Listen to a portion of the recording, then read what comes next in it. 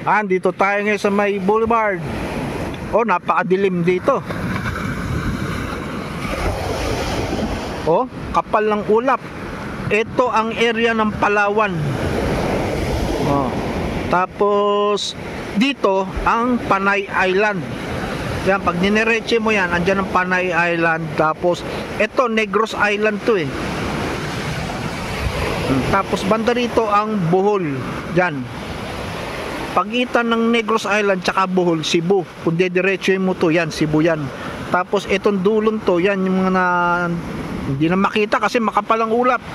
Yan ang Dipolog City. Ano, napakadilim. Itong Central Visayas, yan yung area na yan, no? Diba mo? Maitim ang ulap. Malamang yan, inuulan ngayon yan. Malakas ang ulan dyan.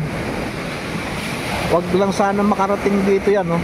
Kasi epekto yan ng may low pressure yung banda dito sa may east part ng Mindanao. May low pressure, may namimingwit doon, ayun, no? Wala siyang fishing rod, ano lang, nylon lang. Pero wala naman siya makukuha dyan. Ano ba makukuha mo dyan? Maganda yan kung maganda yan kung pupunta ka doon.